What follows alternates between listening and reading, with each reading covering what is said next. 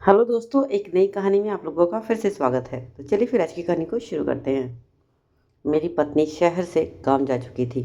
अब मैं यहाँ बिल्कुल अकेला हो गया था। मेरी भी कुछ ज़रूरत थी जो मैं पूरी करना चाहता था। जिस फ्लैट में मैं रहता था वहाँ नीचे एक आंटी रहा करती थी। बहुत ही खूबसूरत, 45 साल की उम्र होगी, लेकिन देखने से कोई नहीं कह सकता था कि उम्र 45 है। 30-35 के आसपास ही लगती थी। मेरी उनसे अच्छी जान पहचान थी। हम लोग आपस में हंसी मजाक भी किया करते थे और बहुत बातें करते थे। आंटी कभी भी मेरी किसी बात का कोई बुरा नहीं मानती थी। हम हर तरह की बातें शेयर करते थे। आंटी बहुत चुलबुली टाइप की थी, हमेशा मजाक करती रहती। उस फ्लोर में ऊपर मैं और नीचे आंटी रहा करती थी, इसलिए मैं अपना टाइम पास करने के लिए आंटी के पास आकर बैठ जाया करता था। उनके पास बैठकर मेरा मूड थोड़ा फ्रेश हो जाता था। एक दिन अचानक से मेरी तबीयत खराब हो गई और मैं ऑफिस नहीं जा पाया। दवाई तो मैंने ले ली थी, लेकिन फिर भी अकेलापन सा महसूस हो रहा था। इसलिए मैं आंटी के पास चला गया। सोचा उनके पास बैठूंगा तो थोड़ी तबीयत भी ठीक हो जाएगी और मुझे अकेलापन महसूस नहीं होगा और ना ही घर की याद आएगी। उसके बाद मैं आंटी के घर चला गया। मैं जाकर बैठा तो आंटी मेरे लिए चाय बनाने लगी। चाय बनाकर लाई तो जैसे ही आंटी चाय देने के लिए झुकी, आंटी की साड़ी का पल्लू नीचे गिर गया। ऐसा लगा जैसे आंटी ने जानबूझकर अपना पल्लू गिराया हो। सामने का नज़ारा देखकर मैं हैरान हो गया। मैं बेकाबू हो गया। मैं समझ चुका था कि आंटी को क्या चाहिए और फिर मैं थोड़ा आगे बढ़ा और आंटी के दोनों। मेरा नाम आकाश है और मैं एक शादीशुदा आदमी हूँ। मेरा एक बेटा भी है और मैं इलाहाबाद शहर से हूँ। मेरी उम्र लगभग 26 साल है। मैं काम के सिलसिले में दिल्ली में ही रहता हूँ। मेरा नेचर बहुत ही शर्मीला है। मैं बहुत कम ही लड़कियों की तरफ अट्रैक्ट होता हूँ और उनसे बातें कम ही करता हूँ। शादी से पहले भी मैं लड़कियों से बहुत हिचकिचाता था। एक बार मेरे दोस्त की बहन ने भी मुझसे बात करने की कोशिश की थी, लेकिन मैंने उसे नज़रअंदाज कर दिया था। सच बताऊं तो मुझे आंटी में ज़्यादा इंटरेस्ट था।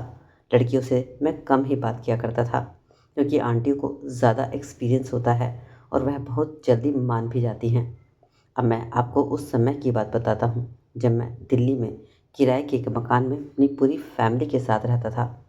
मेरी पत्नी और मेरा बेटा भी। मेरी तनख्वाह अच्छी थी और अच्छे से गुजर भी चल रहा था, लेकिन अचानक से हमारे परिवार की माली हालत एकदम से ख़राब हो गई। इसका कारण था कि मेरे पिताजी की तबीयत अचानक से ख़राब हो गई थी, जिसकी वजह से मुझे पूरे परिवार सहित गांव में जाना पड़ा।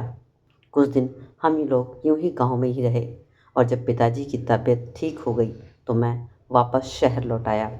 लेकिन मैं इस बार अपनी पत्नी और बच्चे को नहीं लाया था। लेकिन मेरा अकेला रहना दुश्वार हो रहा था। पत्नी के न होने के कारण मुझे बहुत ही अकेलापन महसूस हो रहा था। मेरी भी कुछ ज़रूरत थी जिन्हें मैं पूरी करना चाहता था, लेकिन मैं कैसे अपनी ज़रूरत पूरी कर सकता था। मैं तो किसी से बात करने में भी बहुत ज़्यादा ही शर्माता था। मैं तुम्हें अपनी एक और ख़ासियत बता देता हूँ। शुरू से ही मुझे ज़्यादा उम्र की औरतें पसंद थी। परिवार में भी मैं अपनी भाभी से बहुत ज़्यादा बातें किया करता था। उनसे मेरी बहुत पड़ती थी। और जहाँ अब मैं किराए पर रहता हूँ वहाँ भी नीचे एक आंटी रहती थी। उनके 2 बच्चे हैं और पति भी है। आंटी की 2 लड़कियाँ थीं। पहले तो मेरी उनसे बस हाय हेलो ही होती थी, लेकिन धीरे धीरे मेरा उस परिवार के साथ काफ़ी अच्छा संबंध हो गया था। अब मैं नीचे आंटी के पास टाइम पास करने के लिए चला जाया करता था। आंटी से बातें करना मुझे बहुत अच्छा लगता था। मैं कभी कभी उनके घर तो कभी कभी लंच और डिनर भी कर लिया करता था। मैं उनके परिवार के साथ कई बार बाहर घूमने भी गया। जो उनके पति थे उन्हें मुझ पर काफ़ी विश्वास हो गया था और वैसे भी मैं एक भरोसेमंद इंसान था। मैंने आज तक वैसे भी किसी को धोखा नहीं दिया था। जब आंटी के पति ऑफिस से आया करते थे तो मैं नीचे आकर उनके पास बैठकर काफ़ी हंसी मजाक किया करता था।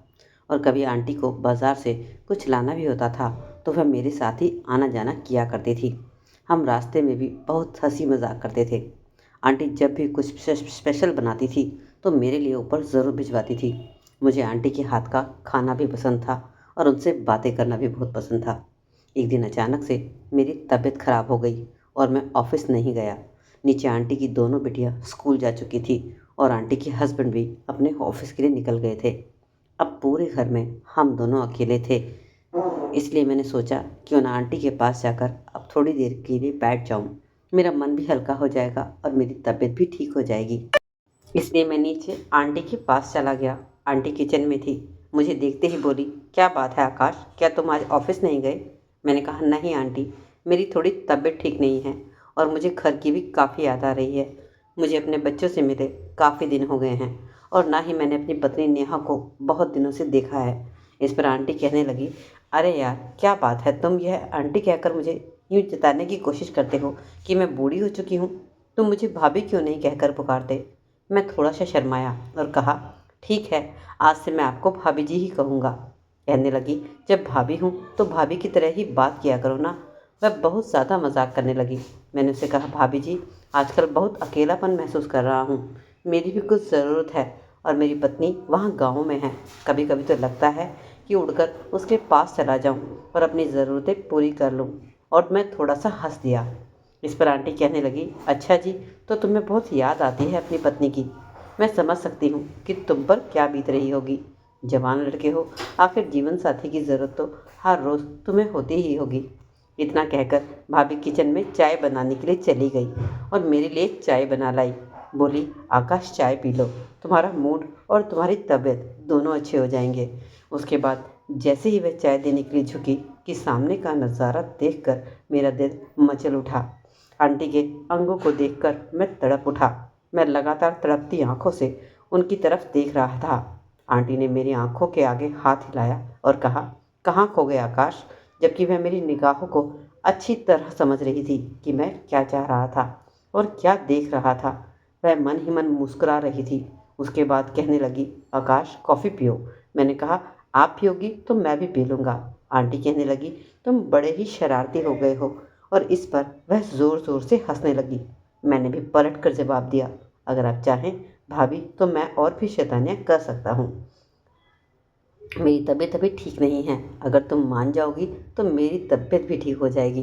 भाभी की मुस्कुराहट जता रही थी कि उनके मन में भी कुछ है, लेकिन वह सिर्फ दिखावे का विरोध कर रही थी। और फिर जैसे ही वह सामने अपनी चाय का कप लेकर बैठी, अचानक से उनके सीने का पल्लू नीचे गिर गया। और इस बार भी शायद उन्होंने अपनी मर्जी से ही किया था। अब तो मैं पूरी तरह बेकाबू हो गया था और मैं उठा और मैंने झट से उन्हें अपनी गोद में उठा लिया। वह मुस्कुराई और मेरा विरोध तक न किया। मैं उठाकर उनको कमरे में ले गया और फिर जी भर के उन्हें प्यार किया। मेरी तबीयत खराब थी, लेकिन फिर भी मैंने उन्हें पूरी तरह खुश करने की कोशिश की। मेरी मेहनत रंग लाई और भाभी खुश हो गई और कहने लगी, क्या बात है आकाश जी, तुम तो बड़े ही पावरफुल हो। तुम्हारी पत्नी तो तुमसे बहुत खुश हो जाती होगी। मेरे पति तो मुझ पर ज़्यादा ध्यान ही नहीं देते। मैं तो बिन पानी की मछली जैसे तड़पती हूँ। मैं हमेशा ऑफिस से आते हैं, खाना खाते हैं और फिर सोने के लिए चले जाते हैं। मैं उनका बैठी बस इंतज़ार ही करती रह जाती हूँ। मैंने कहा, भाभी जी, अब ऐसा नहीं होगा, अब मैं तुमको बहुत खुश रखने वाला हूँ। इतना सुनते ही मेरे गले से लग गई। अब तो यह रोज़ का ही सिलसिला हो गया था। जब उनके पति ऑफिस चले जाते, मैं थोड़ी देर के लिए नीचे आता और भाभी को पूरा सुकून देकर और खुद भी सुकून लेकर फिर मैं ऑफिस भी जाया करता। कभी कभी भाभी कहती थी कि मुझे डर लगता है कि कहीं तुम किसी को कुछ बता तो नहीं दोगे। मैं उनसे कहता, मैं औरत की बहुत इज्जत करता हूँ और मैं तुम्हें कभी भी धोखा नहीं दूंगा। इस बात के लिए तुम बेफिक्र हो जाओ, किसी को कुछ नहीं पता चलेगा। अब रोज़ ही हम मौज मस्ती करने लगे। अब हम दोनों एक दूसरे के बहुत ज़्यादा करीब आ गए थे। लेकिन जल्दी ही यह सब बंद होने वाला था, क्योंकि मेरी पत्नी आने वाली थी। और वह फिर दिन भी आया जब मेरी पत्नी मेरे पास वापस लौट कर आ गई।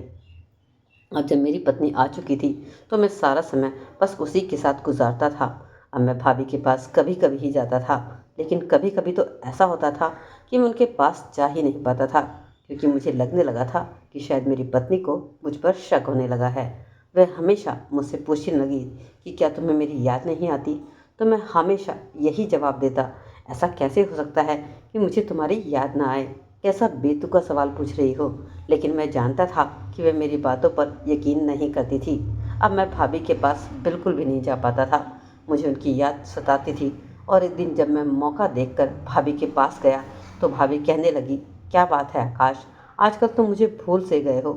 जब से तुम्हारी पत्नी आई है तुम मुझसे मिलने तक नहीं आते। मैं तुम्हारे बिना कैसे तड़पती हूँ तुम्हें नहीं पता है। मैंने कहा, आंटी, लेकिन तुरंत मुझे रोक दिया और कहा, आंटी मत कहो, मैं कभी कभी भूल जाता हूँ। भाभी, मैं क्या करूँ, मेरी पत्नी को मुझ पर शक होने लगा है और वह नहीं चाहती कि मैं नीचे आऊँ। मैं किसी तरह समय निकाल कर तुम्हारे पास आया हूँ। उसके बाद हमने थोड़ी देर बात की और एक दूसरे में समा गए।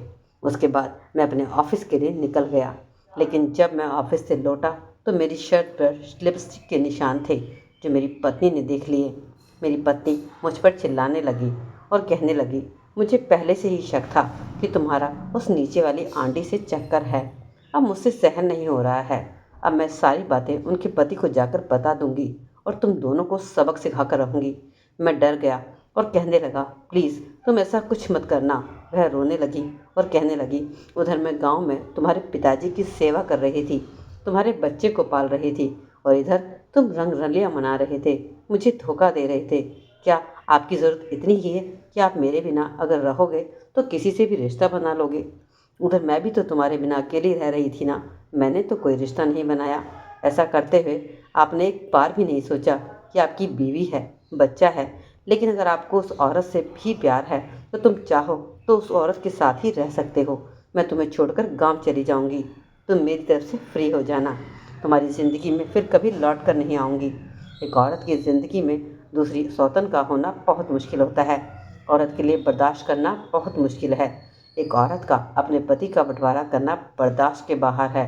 आप आखिरी बार बता दीजिए, अगर आपको मेरे साथ रहना है तो ये सब ख़त्म करना पड़ेगा, नहीं तो मैं अभी के अभी गांव चली जाऊंगी। वहाँ बस तुम्हारे बच्चे को पालूंगी, तुम्हारे पिताजी की सेवा करूंगी। मैं तुमसे कोई रिलेशन नहीं रखना चाहती। मुझे लगता है शायद तुम अपने पिताजी की सेवा करवाने के लिए ही मुझे इस घर में लेकर आए थे, क्योंकि प्यार तो तुम इस चुड़ैल से करते हो। उसकी इन बातों से मैं अपनी गलती का एहसास करने लगा था। मैं समझ चुका था कि अपनी कुछ पल की ज़रूरत के लिए मैंने अपनी पत्नी को धोखा दिया। मैंने उसे अपने गले से लगाया और कहा, मुझे माफ़ कर दो, आज के बाद ऐसा नहीं होगा। मैं बस तुम्हारा हूँ और तुम्हारे बच्चे का हूँ और किसी का नहीं हूँ। अब मैं तुम्हारा दिल कभी नहीं दुखाऊंगा। तुम मेरे पास यहीं पर रहो। तुम्हारे और मेरे बच्चे के बिना मेरी ज़िंदगी कुछ भी नहीं है।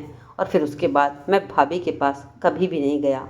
मैंने भाभी को सारी सच्चाई बता दी जो मेरी पत्नी और मेरे बीच हुई थी। मैंने भाभी से माफ़ी मांगी और कहा, मुझे ऐसा नहीं करना चाहिए था। मैं भावनाओं में बह गया था, लेकिन तुम मुझे रोक सकती थी, लेकिन तुमने ऐसा भी नहीं किया। उसके बाद वह रोने लगी और कहने लगी, हाँ, शायद हम लोगों ने यह गलत किया है। मुझे भी अपने परिवार को देखना चाहिए था और तुम्हें भी अपने परिवार को समझना चाहिए था। गलती हम दोनों की तरफ से हुई है। और उसके बाद फिर मेरा भाभी का रिलेशन हमेशा हमेशा के लिए ख़त्म हो गया।